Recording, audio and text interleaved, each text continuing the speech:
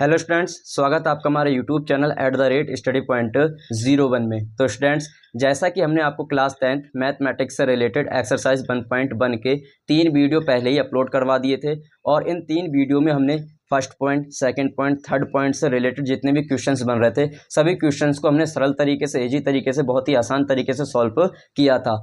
आज ये हमारा चौथा और लास्ट वीडियो है जिसमें हम question number 4, question number 5, question number 6, question number 7 को सॉल्व करेंगे, जो कि मोस्ट इंपोर्टेंट क्वेश्चंस हैं।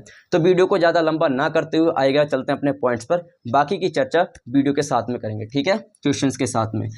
क्वेश्चन नंबर 4 दे रखा है आपको कि HCF 306 और 657 का दे रखा है 9 दिया है, तो हमें LCM 306 और 657 का ज्ञात करना है। इस सवाल को हम दो तरीके से सॉल्व कर सकते हैं। फर्स्ट तरीका ये होता है कि एक लॉन्ग साइड, कि इन दोनों संख्याओं, ये देखो आप कॉमन सेंस लगा सकते हैं, ये दोनों नंबर सेम दिए हुए हैं, तो वो ये कह रहा था इन दोनों नंबर्स का एचसीएफ इतना है, तो इन्हीं दो नंबर्स का एलसीएम भी ज्ञात करना है। तो एक तो ये फंडा होता है कि इन दोनों नंबर्स के हम क्या कर देंगे, फैक्टर करने पर जो कॉमन नंबर होगा वो एचसीएफ में लिखेंगे, और जो कॉमन नंबर होगा और नहीं भी होगा उनको हम किस में लिखते हैं, एलसीएम में लिखते हैं। ये था हमारा लॉन्ग साइड तरीका।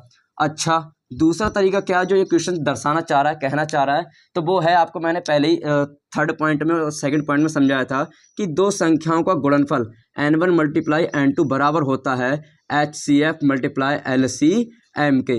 ये मोस्ट इंपोर्टेंट फार्मूला है जो कि हमें ये दर्शाता है कि किन्हीं दो नंबरों की गुणा बराबर हो सकती है उन दोनों नंबरों के HCF और LCM के। बस हमें ये प्रूव करना है यहाँ पर। और एक चीज़ मैं और भी बताना चाहूँगा कि इस सवाल से रिलेटेड, इस मेथड से रिलेटेड बहुत सारे क्वेश्चंस आप बना सकते हैं, बस संख्याएं चेंज हो सकती हैं, बट इस सवाल की जो मेथड है वो कभी चेंज नहीं होगी। तो मेरा मकसद ये रहता है कि आप सवाल तो सीखेंगे ही, ठीक है, रटेंगे नहीं, और इससे रिलेटेड जो भी सवाल बनेंगे आप बहुत ही आसान तरीके से कर पाएंगे। तो आएगा, अपने चलते हैं पॉइंट्स पर, सवाल करके भी दिखाएंगे और साथ के साथ जो भी कुछ की पॉइंट्स वगैरह होंगे वो भी हम आपको बताते चलेंगे। सवाल करने के लिए हम सबसे पहले लिखेंगे, दिया है क्वेश्चंस में हमें जो जो दिया हुआ होता है हम वो नोट करते हैं। क्या क्या दे रखा था, HCF बराबर दे रखा है, ये HCF कितनी संख्याओं का निकल के आया है, 306 और 657 का। 306 657 का कितना निकल के आया है, 9। और LCM हमें इसी का ही निकालना है, किनका, 306 का और 657 का।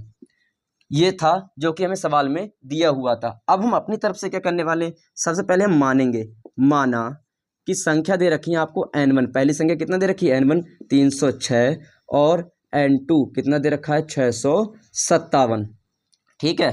फिर HCF कितना दे रखा है इस संख्या इन दोनों का, 9, और LCM हमें ज्ञात करना है। क्या ज्ञात करना है, LCM।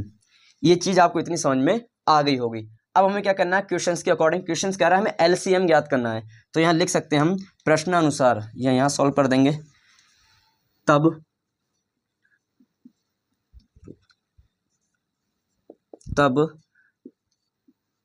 प्रश्नानुसार हमें क्या करना है, प्रश्नानुसार क्या कह रहा था वो, प्रश्नानुसार कि दो संख्याओं का गुणनफल, हमें एक चीज़ यहाँ पे ये लिख सकते हैं हम कि चूंकि हम जानते हैं कि दो संख्याओं का गुणनफल बराबर होता है HCF मल्टीप्लाई LCM के, तो यहाँ लिख सकते हैं हम n1 मल्टीप्लाई n2 बराबर होता है HCF मल्टीप्लाई LCM के। इस फार्मूले में हमें ये जो नंबर दिए हुए थे सारे के सारे रखने हैं और LCM का मान निकाल लेना है, ठीक है। चलो करते हैं जरा। n1 का मान कितना दे रखा है इसमें, 306, मल्टीप्लाई n2 की वैल्यू कितनी दे रखी है, 657, बराबर HCF कितना दे रखा था, 9, मल्टीप्लाई LCM हमें दिया हुआ नहीं है जो कि हमें ज्ञात करना है। एक चीज़ हमेशा याद रखना, यहाँ पर जो गुणा की चीज़ होती है वो बट्टे में जाती है, यहाँ पर जो बट्टे की चीज़ होती है वो ऊपर जाती है, बराबर के इस साइड में पक्षांतर की जाती है जब, तो ये गुणा की चीज़ है, हमेशा कहाँ जाएगी, इन दोनों के बट्टे में। तो मैं ऐसे लिख सकता हूँ इसको घुमाकर, LCM बराबर 306 मल्टीप्लाई 657 अपॉन 9। अब इतने, इससे आगे चीज़ें तो आपको आती होंगी कि इनको किस तरीके से काटना है, किस तरीके से इनको सॉल्व करना है। 9 एकम 9, 9 सत्ते 63, बच्चे 2 कितने हो रहे हैं आपके, 2 27 हो गए, 9 कम 9 9 27। आप 9 से इसको भी काट सकते हैं, आसानी से कट जाता। अब मुझे क्या करना है, इन दोनों की मल्टीप्लाई करनी है, तो 306 की मल्टीप्लाई कर दूंगा 73 से। अब देखेंगे क्या करना है, 3 6 18 का 8 हासिल का 1, 3 0 0 1 का इधर ऐसे आ जाएगा, 3 3 9 मल्टीप्लाई 7 6 42 का 2 हासिल का 4, 7 0 0 4 इधर आ जाएंगे, 4 कम 7 कम 7 7 14 7 3 21। अब इनको ऐड कर लेंगे, 8 2 और 1 3, 9 4 13 का 3 हासिल का 1, 1 और 1 2 और ये 2। तो इनका जो एलसीएम है वो निकल कर आ गया आपका 22 33 8। इसी तरीके से आप इससे रिलेटेड जो भी क्वेश्चंस बनेंगे उन सभी को बहुत ही आसान तरीके से सॉल्व कर पाएंगे, ठीक है। और मैं कहना चाहूँगा कि संख्याएं चेंज हो सकती हैं, बट इस सवाल की जो मेथड है वो कभी चेंज नहीं होगी। तो मेरा मानना यही है कि इस मेथड को बढ़िया तरीके से आप रिवाइज कर ले, इससे रिलेटेड जितने भी क्वेश्चंस बन रहे हैं होमवर्क में भी मिलेंगे आपको, तो वो सारे के सारे सॉल्व करते रहिएगा। अब क्वेश्चन नंबर 4 की तो हमने बात कर ली, अब क्वेश्चन नंबर 5 की बात करेंगे, ऐसे ही क्वेश्चन नंबर 6 की और क्वेश्चन नंबर 7 की। तो आइएगा चलते हैं क्वेश्चन नंबर 5 पर। जैसे हमने क्वेश्चन नंबर 4 को समझाया था, वैसे हम क्वेश्चन नंबर 5 को बहुत ही आसान और इजी तरीके से समझाएंगे। तो क्वेश्चन नंबर 5 क्या कहता है उसके बारे में पहले पढ़ते हैं। क्वेश्चन नंबर 5 कह रहा है कि जांच कीजिए कि क्या किसी प्राकृतिक संख्या n के लिए संख्या 6 की पावर n अंक 0 पर समाप्त हो सकती है या नहीं हो सकती है। ये जो आपको पॉइंट दिख रहा है, डिजिट दिख रही है, इसका कहने का मतलब ये है कि 6 की पावर n, एक चीज़ समझते हैं, मैंने इससे पहले जो 2 वीडियो बनाई थी स्क्वायर से रिलेटेड और क्यूब से रिलेटेड, उनको जाके जरूर देखना। उसमें मैंने n का मतलब सभी चीज़ों का मतलब बताता है, ये घात होता है, ये घातांक होती है। तो इस पॉइंट का कहने का मतलब ये है कि किसी भी संख्या की पावर अगर n है, मतलब यहाँ पर कोई भी नंबर आ सकता है, 1 2 3 4 5 6 7 8 कुछ भी, तो उसी संख्या को हम गुणे में उतनी ही बार लिखेंगे। जैसे मैंने लिखा 2 की पावर 5, तो 2 को मल्टीप्लाई में कितनी बार लिखूंगा, 5 बार लिखूंगा। कितनी बार लिखूंगा, 5 बार। इतनी चीज़ आपको समझ में आ गई होगी, 1 2 3 4 और 5। ऐसे में लिख दूँ 2 की पावर 10, तो 2 को मल्टीप्लाई में कितनी बार लिखूंगा, 10 बार लिखूंगा। तो ऐसे इस क्वेश्चन का कहने का मतलब यह है कि 6 की पावर जो n है, इस n के स्थान पर कोई भी नंबर आए, जैसे 1 2 3 4 5 6, तो क्या उनका जो इकाई अंक होगा वो उन 0 पर समाप्त हो सकता है। अगर 1 में नहीं होगा तो 2 में करके देखेंगे, 2 में नहीं होगा तो 3 में करके देखेंगे, 3 में नहीं होगा तो 4 में करके देखेंगे। तो ऐसा ये कहना चाह रहा है, अगर हो सकता है तो प्रूव करके दिखाइए, वो ये कहना चाह रहा था, ठीक है। तो मैं एक नोट पॉइंट आपको यहीं पहले थोड़ा समझा देता हूँ कि कोई भी नंबर अगर इस फॉर्म में लिखा हुआ होगा 2 की पावर m मल्टीप्लाई 5 की पावर n, तो वह संख्या का जो इकाई अंक होगा वह 0 पर समाप्त होगा, अन्यथा कोई भी संख्या का इकाई अंक 0 पर समाप्त नहीं होगा। आइएगा इसे हम प्रूव करते हैं किस तरीके से कर सकते हैं। तो लिखेंगे सबसे पहले, दिया है क्या क्या देने को कह रहा था, वो किस पॉइंट को समझाने के लिए बोल रहा है। 6 की पावर जो n है वो इकाई अंक 0 पर समाप्त होता है या नहीं, यानी इकाई का अंक क्या आना चाहिए, 0, ठीक है। करते हैं जरा इसको हम। एक चीज और, n की पावर 6 की पावर जो n है वो n के स्थान पर कोई भी नंबर आ सकता है, 1 2 3 4 5 6 डैश डैश डैश अनंत तक करके देख लेते हैं। जैसे मैंने रखा 6 की पावर n के स्थान पर 1, तो 6 एकम 6 एक ही आएगा। फिर 6 की पावर 2, तो 6 मल्टीप्लाई 6, 6 6 36। क्या इसका इकाई अंक 0 पर समाप्त हो रहा है, नहीं हो रहा है। ऐसे 6 की पावर 3 रखेंगे तो 6 मल्टीप्लाई 6 मल्टीप्लाई 6 यानी 216। क्या इसका भी इकाई का अंक 0 पर समाप्त हो रहा है, नहीं हो रहा है। मेरा मकसद ये रहता है कि क्वेश्चंस को रटा नहीं समझाना। अगर इससे रिलेटेड कोई भी क्वेश्चंस बनेगा, जरूरी नहीं है 6 आ सकता है, यहाँ 7 भी आ सकता था, 8 भी आ सकता, कोई भी नंबर आ सकता है। क्या अब तक कुछ नंबर अंक 0 पर समाप्त हो भी सकते हैं, कुछ नहीं भी होते हैं। तो सबकी मेथड ये सेम रहने वाली है, बट संख्याएं चेंज होती रहेंगी। तो इसको बहुत बढ़िया तरीके से और ध्यानपूर्वक समझेंगे। एक बार फिर समझा रहा हूँ मैं आपको कि देखो कैसे मैंने इस सवाल को सॉल्व किया। दिया है 6 की पावर जो n है, क्या अंक इकाई का अंक 0 हो सकता है इस पर, तो मैंने n1 के स्थान पर क्या लिखा, n के स्थान पर 1 2 3 4 5 6 डैश डैश डैश अनंत कोई भी नंबर आ सकता है। तब भी क्या 6 की पावर n बराबर 0 होगा या नहीं होगा, ये हमें प्रूव करके दिखाना है, ठीक है। तो आइए चलते हैं। अब यहाँ एक नोट पॉइंट लिखेंगे, चूंकि यदि संख्या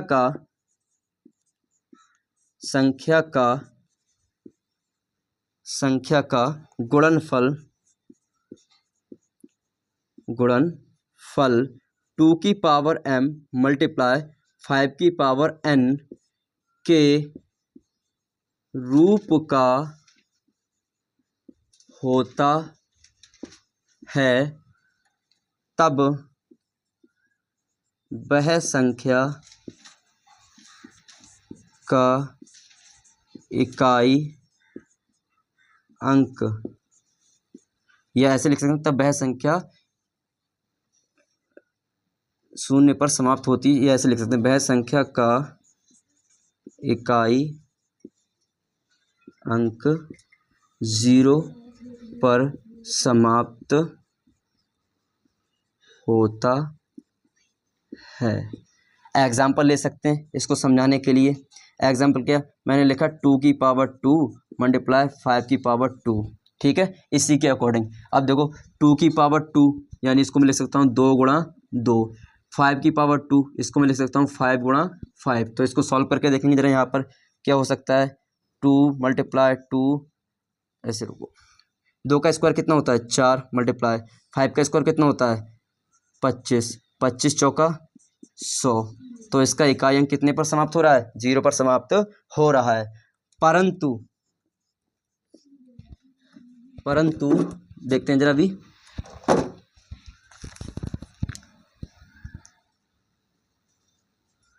परंतु 6 की पावर n, इसके फैक्टर करके देखते हैं। यहाँ पे थोड़ा सा जरा लिख लेंगे, परंतु 6 की पावर n, इसके फैक्टर करते हैं 6, 2 से कट करेंगे 2 3 6, 3 एकम 3, चूँकि 2 मल्टीप्लाई 3 ये नंबर दे रखा है, परंतु 2 गुणा 3 का, ये ऐसे लिख देंगे, चूँकि ये यहाँ पे ना हटा के यहाँ लिख देंगे, चूँकि 6 की पावर n का गुणनफल 2 की पावर m मल्टीप्लाई 5 की पावर n के रूप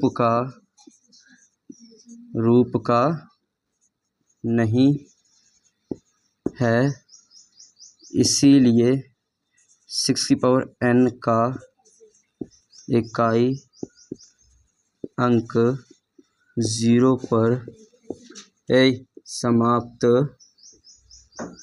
नहीं होगा। बस ये प्रूव करके इसमें दिखाना था। एक बार फिर समझेंगे। कह रहा था कि 6 की पावर n का जो इकाई अंक है वो 0 पर समाप्त हो सकता है या नहीं हो सकता है, हमें प्रूव करके दिखाना है। तो मैंने एक एग्जांपल लिया था, यदि संख्या का गुणनफल 2 की पावर m मल्टीप्लाई 5 की पावर n के रूप का हो सकता है, इसको ये नंबर्स को फॉलो अगर कर रही है कोई डिजिट, तो इसका इकाई अंक 0 पर समाप्त होगा, अन्यथा वो अंक 0 पर समाप्त नहीं होगा। तो मैंने एग्जाम्पल भी लिया था कि 2 की पावर 2 लेके देखा, 5 की पावर 2 लेके देखा, यहाँ 3 भी कर सकते थे, तब भी इनका इकाई का अंक कितना आता 0 आने के चांसेस थे। तो इसका अंक तो 0 पर समाप्त हो रहा था। परंतु 6 की पावर n के जब मैंने फैक्टर किए, 2 को 3 6 को 2 से काटा, फिर 3 से 3 को काटा, तो 2 गुणा 3 आ रहा था, 2 3 6, तो इसका इकाई अंक 0 पर समाप्त नहीं हो रहा था। तो मैंने यहाँ लिख दिया, चूँकि 6 की पावर n का गुणनफल 2 की पावर m मल्टीप्लाई 5 की पावर n के रूप का नहीं है, इसीलिए 6 की पावर n का इकाई का अंक 0 पर समाप्त नहीं होगा। That is proved. ये पॉइंट इस तरीके से इसको कहना चाह रहा था, इस तरीके से मैंने इसको समझाया। अब बात करेंगे हम क्वेश्चन नंबर 6 की। ये तो 5 था, क्वेश्चन नंबर 6 की बात करेंगे, ऐसे ही क्वेश्चन नंबर 7 की बात करेंगे। ठीक है, तो आएगा क्वेश्चन नंबर 6 पर चलते हैं। अब हम बात करते हैं क्वेश्चन नंबर 6 की। जैसे हमने क्वेश्चन नंबर 4, क्वेश्चन नंबर 5 सिखाया था आपको, वैसे अब हम सिखाएंगे क्वेश्चन नंबर 6 के लिए, जो कि मोस्ट इंपॉर्टेंट है, इससे रिलेटेड क्वेश्चंस बन सकते हैं। कहता क्या है इसमें ये कि व्याख्या कीजिए कि 7 गुणा 11 गुणा 13 प्लस 13 और 7 गुणा 6 गुणा 5 गुणा 4 गुणा 3 गुणा 2 गुणा 1 प्लस 5 भाज्य संख्या क्यों है। आपको पता है, मैंने पहले ही फर्स्ट वीडियो में समझाया था कि भाज्य संख्या क्या होती हैं और अभाज्य संख्या क्या होती हैं। एक बार फिर चर्चा करेंगे इसकी। भाज्य संख्या वे संख्याएं कहलाती हैं जिसके 2 से अधिक फैक्टर कर सकते हैं हम, और अभाज्य संख्या वे संख्याएं होती हैं जिनके मात्र 2 ही फैक्टर होते हैं, एक तो वो 1 से कटेंगी और एक वो स्वयं से कटेंगी। जैसे एग्जाम्पल 4 1 से कटेगा, 2 से कटेगा, 4 से कटेगा। ठीक है, तो इसके 2 से अधिक फैक्टर हो रहे हैं। एग्जाम्पल ले लो 2 1 से कटेगा, 2 से कटेगा और किसी से नहीं कटेगा। तो ये तो इसके फैक्टर थे। अब इस सवाल में कह क्या रहा है, वो कह रहा है कि जो नंबर्स आपको दिए हुए हैं इस नंबर्स में आपको ये दिखाइए कि क्या ये अभाज्य संख्या है या नहीं है, अगर हैं तो क्यों हैं। तो भाज्य संख्या होंगी तो कैसे क्यों होंगी, क्योंकि उनके 2 से अधिक फैक्टर होंगे।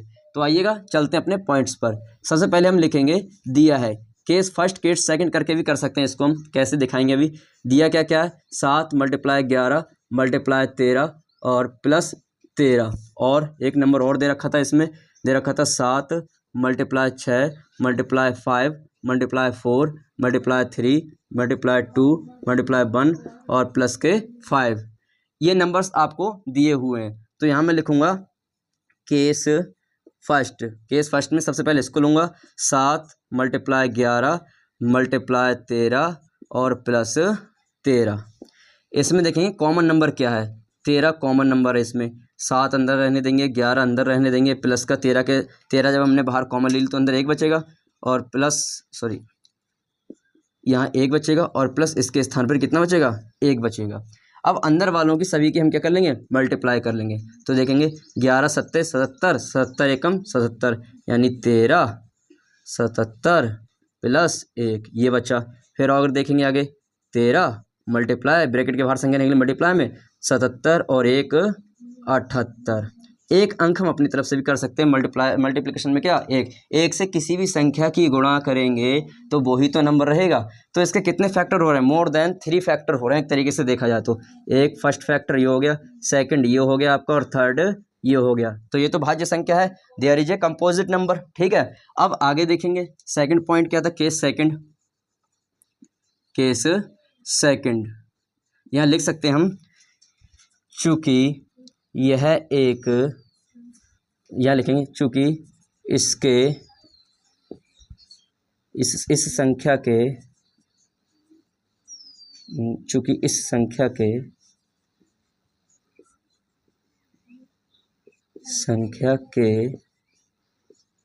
2 से अधिक गुणनखंड हो रहे हैं, इसलिए यह एक भाज्य संख्या है। इतना आपको केस समझ में आ गया। अब केस सेकंड की बात करें। केस सेकंड क्या कह रहा था, 7 × 6 × 5 × 4 × 3 × 2 × 1 प्लस का 5। इसमें भी जो प्रक्रिया हमने इसमें की थी वही प्रक्रिया हम इसमें भी यूज करेंगे। इसमें देखेंगे कॉमन नंबर कितना दिख रहा है आपको, कॉमन नंबर इसमें दिख रहा था हमें 5। तो अंदर क्या क्या बचेगा 7 × 6 × 5 के स्थान पर 1 रह जाएगा, × 4 × 3 × 2 × 1 और प्लस का 1, क्योंकि 5 बाहर आ गया तो 1 ही तो रह जाएगा। अब इन सब की क्या कर लेंगे हम मल्टीप्लाई कर लेंगे। 7 × ऐसे करके करेंगे, 7 × 5 = 35, 7 × 42, ये तो 42 हो गया यहाँ पर। ठीक है, फिर इसकी कर लेंगे 3 दूनी 6, 6 × 6 = 6 दूनी 12, 6 × 3 = 18, 6 × 24, 24 इसकी इससे 1 से करेंगे तब भी हमारा यही आने वाला है, और 24 की इससे 1 से करेंगे तब भी हमारा। तो यानी कि हम किसकी मल्टीप्लाई कर रहे हैं 7 × 42 और 24 की। एक बार फिर समझ लेंगे, इन दोनों की मल्टीप्लाई करने पर आया 42, 7 × 42, 42 एकम 42, ये इतना हो गया। फिर 4 × 3 = 12, 12 × 12, 12 दूनी 24, इन दोनों की मल्टीप्लाई करने पर आया 24, 24 एकम 24 प्लस का 1 ऐसे ही रह गया। देखो गुणा करना है तो कोई ना कोई मेथड यूज़ तो करनी पड़ेगी किसी न किसी तरीके से, जिससे हम जल्दी गुणा कर सकें। अब देखेंगे पहले जरा इनकी मल्टीप्लाई कर ले। 4 दूनी 8, 4 चौके 16, 2 से कट करेंगे, 2 दूनी 4, 2 चौके 8, 8 6 4 10 का 0 हासिल का 1, 8 और 1 9, 9 और 1 10, कितना आ रहा है 1008 आ रहा है, 1008। एक बार फिर से मल्टीप्लाई करके देखते हैं कुछ गलत वगैरह नहीं हुआ हो, कुछ नंबर्स वगैरह कम तो नहीं है। 7 6 5 4 3 2 1 प्लस 5, ठीक है 5 कॉमन ले लिया, 7 6 5 के स्थान पर बना गया 4 3 2 1 और फिर 1, ठीक है। अब क्या करना है हमें 7 6 42, ठीक है 42 एकम 42, ये आ गया, ठीक है। फिर 4 एकम 4, 4 दूनी 8, 4 तीन 12, 12 कम 12, 12 दूनी 24, ये ठीक है 24 एकम 24, ये रह गया, प्लस का भी ऐसे ही रह गया।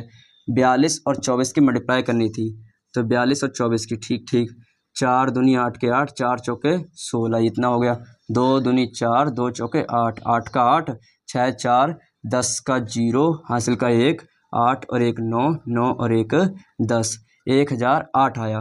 तो ये था आपका 5, अंदर बचा 1008 प्लस का 1। बस अब इसके बाद हमें क्या करना है, 5 मल्टीप्लाई 1008 की जगह कितना हो जाएगा 1009, और मल्टीप्लाई में 1 हम अपनी तरफ से ऐड कर लेंगे, क्योंकि 1 से किसी भी संख्या में गुणा करेंगे तो वही तो रहेगा।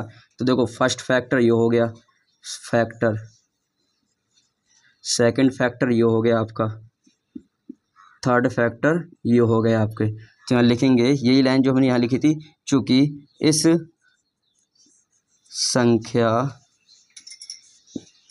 के 2 से अधिक गुणनखंड हैं हो रहे हैं,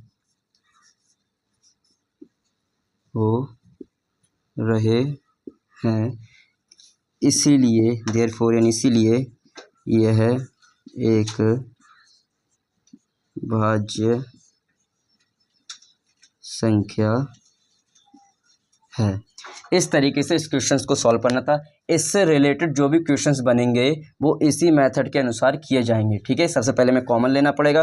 कॉमन लेने के बाद हम ये देखेंगे कि क्या इनके 2 से अधिक फैक्टर हो रहे हैं या नहीं हो रहे हैं। फिलहाल तो इन दोनों के 2 से अधिक फैक्टर हो रहे थे, 3 फैक्टर हो रहे थे, तो एक ये भाज्य संख्या है, क्योंकि उस नियम को ये फॉलो कर रहे हैं, ठीक है। तो इससे रिलेटेड जो भी क्वेश्चन बनेंगे वो बहुत ही आसान तरीके से आप सॉल्व कर पाएंगे। अब हम चलते हैं अपने 7 पॉइंट पे, जो कि मोस्ट इंपॉर्टेंट है, ठीक है। 6 पॉइंट क्लियर करा दिया, 4th पॉइंट क्लियर करा दिया, 5 पॉइंट क्लियर करा दिया। अब बात करेंगे हम 7 पॉइंट की, जो कि हमारा लास्ट पॉइंट होगा। उसके बाद हम पहुंचेंगे नई एक्सरसाइज पर नई वीडियो में, ठीक है। तो ये चलते हैं हम अपने 7 पॉइंट पर। 7 पॉइंट ये कह रहा है, क्वेश्चन बड़ा था इसलिए मैंने यहाँ पर नोट नहीं किया, क्योंकि आगे मैं कर नहीं पाता, जगह रहती नहीं। तो मैं समझा देता हूँ आपको बुक्स से बोलकर। बुक्स में कहा गया है 7 नंबर कि किसी खेल के मैदान के चारों ओर एक वृत्ताकार पथ है। इस मैदान का एक चक्कर लगाने में सोनिया को 18 मिनट लगते हैं, जबकि इसी मैदान का एक चक्कर लगाने में रवि को 12 मिनट लगते हैं। मान लीजिए कि दोनों एक ही स्थान और एक ही समय पर चलना प्रारंभ करके एक दिशा में चलते हैं, तो कितने समय बाद वे पुनः प्रारंभिक स्थान पर मिलेंगे।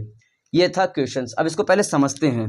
क्या होता है, एक मैदान होता है, उसमें एक राउंड खिंचा हुआ इस तरीके से, जब मैदान का चक्कर लगाते हैं दौड़ 400 मीटर का राउंड ऐसे लगाते हैं, 1600 मीटर की दौड़ ऐसी इस तरीके से।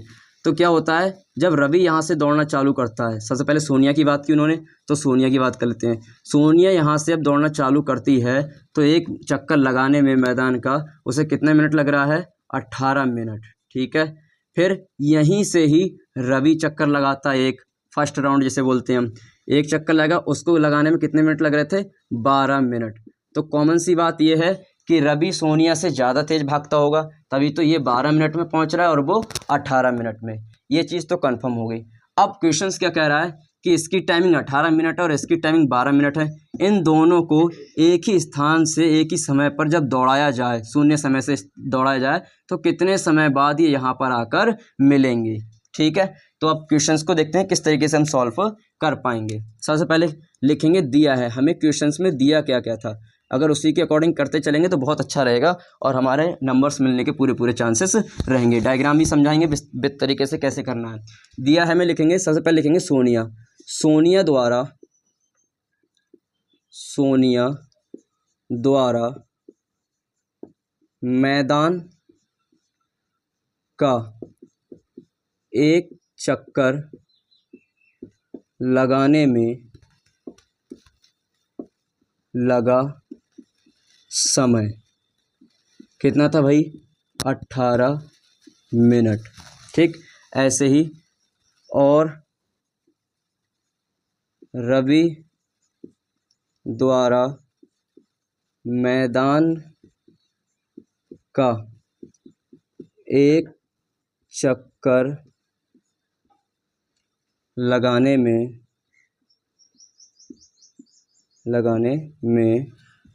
लगा समय कितना दे रखा है, 12 मिनट। ये था जो कि क्वेश्चंस में दिया हुआ था। डायग्राम देखेंगे, डायग्राम के अकॉर्डिंग बनाएंगे तो और अच्छा रहेगा। ये था डायग्राम, ये था क्या कहते हैं राउंड मैदान राउंड लगाने वाला इधर। अब इसको देखेंगे, यहाँ रवि था और यहीं पर क्या थी, सोनिया थी। तो इसने कितने मिनट में लगाए थे, 18 मिनट में एक चक्कर लगाया था, और इसने 12 मिनट में एक चक्कर लगा दिया था। ठीक है, अब प्रश्नानुसार तब प्रश्न अनुसार क्या करेंगे, प्रश्नानुसार दोनों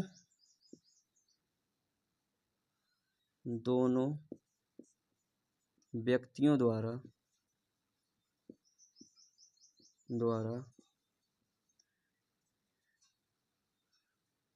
ये ऐसे लिख सकते हैं, एक ही स्थान से दोनों व्यक्तियों द्वारा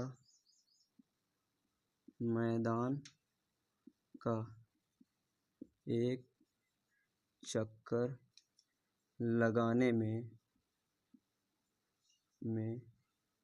लगा समय कितना, 18। यहाँ अब निकालेंगे एलसीएम की बात कर रहा है, तो लिखेंगे 18 और 12, या 12 या 18। अब इनका निकालेंगे हम एलसीएम, क्योंकि मैक्सिमम नंबर की चर्चा कर रहा है एलसीएम में कि भैया इन दोनों को जब एक साथ भगाया जाएगा तो उसमें एलसीएम आएगा कि कौन से स्थान पर जाकर दोबारा एक साथ ये मिलेंगे, ठीक है, कितने समय बाद। तो एलसीएम निकालने के लिए हम क्या करेंगे, इसके सबसे पहले फैक्टर 2 से कट करेंगे, 2 छिंग 12, 2 निम 18, फिर 2 से कट करेंगे, 2 तियाँ 6, 9 को ऐसे ही रहने देंगे, फिर 3 से 3 एकम 3, 3 तियाँ 9, फिर 3 से कट करेंगे, 3 एकम 3, 3 एकम 3। एलसीएम में हम इस तरीके से भी इनको सॉल्व कर सकते हैं, ठीक है। अब हमें क्या करना है, इन दोनों का एलसीएम कितना निकल के आ रहा, एलसीएम कितना निकल के आ रहा था, एलसीएम 2 मल्टीप्लाई 3 यानी 2 दूनी 4, 4 कम 4, 4 तियाँ 12, 12 कम 12, 4 तियाँ 36 मिनट। यानी जब दोनों व्यक्ति एक साथ यहाँ से भागेंगे तो 36 मिनट बाद यहीं पर आकर वो दोनों एक साथ मिलेंगे, ठीक है, एक लिमिट के अनुसार। तो यहाँ लिख सकते थे, यहाँ तो इतना आंसर हो ही गया, तो आंसर हो गया। अब यहाँ लिखेंगे हम, अतः दोनों व्यक्तियों द्वारा मैदान का एक चक्कर